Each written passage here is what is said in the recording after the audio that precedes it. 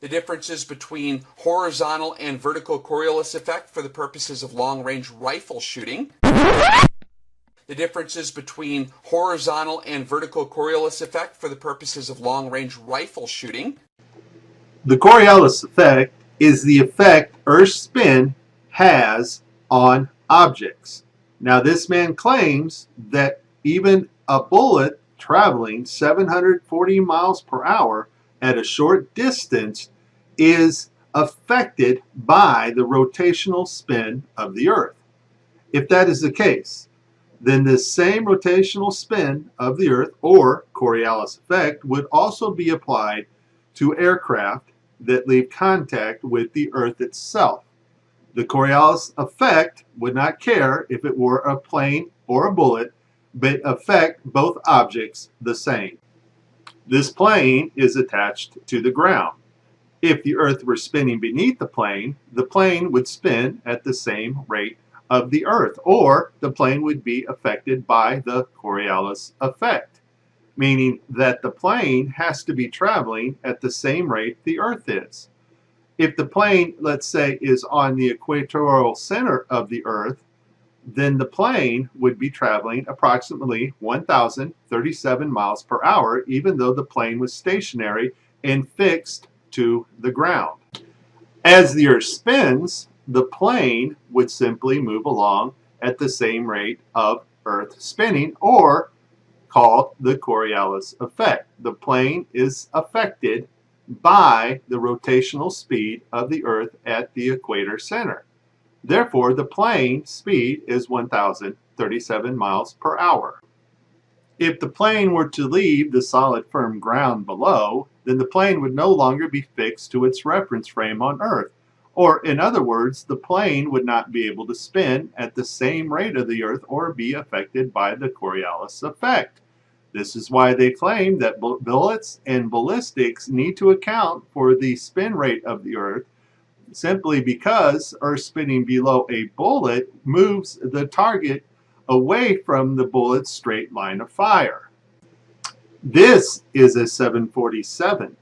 Its maximum cruise speed is 570 miles an hour.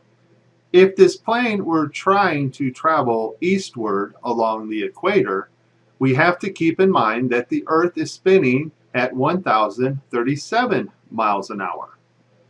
Watch what happens as we have a plane that is stationary on the ground and a plane that leaves the Earth under its own power at a speed of 570 miles an hour.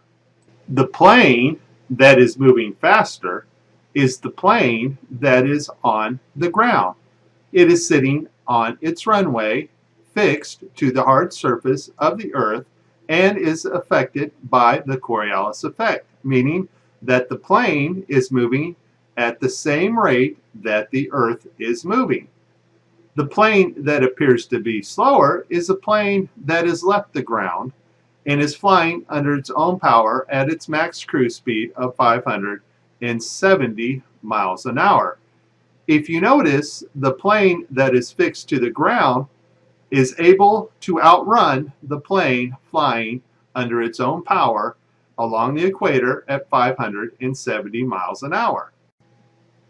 A plane leaving the equator center, traveling east under its own power with a max speed of 570 miles an hour, would never be able to reach its destination, simply because the ground beneath is moving at a rate of 1,037 miles per hour.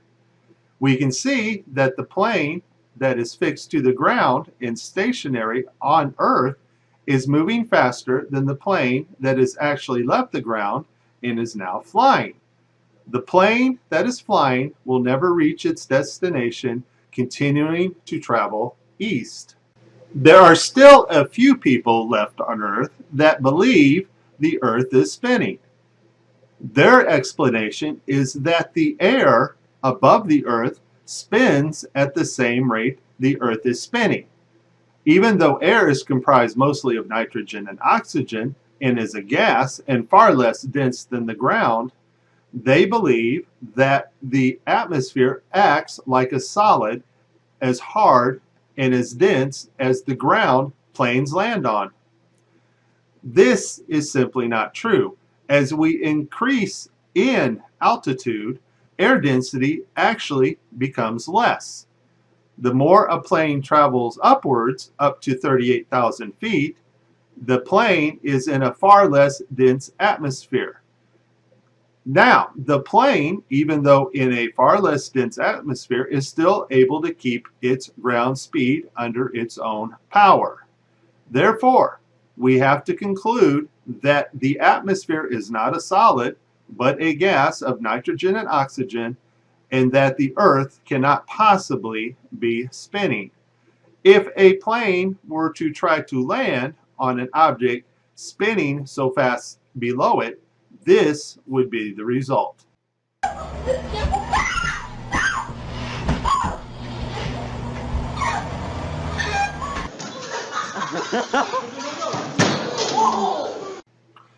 For those left who still believe that the Earth is spinning, though there be few, if we were to take a flight from New York City to Los Angeles, that would be traveling west.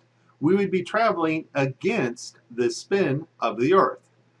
Our flight time for that flight on a nonstop is approximately 6 hours.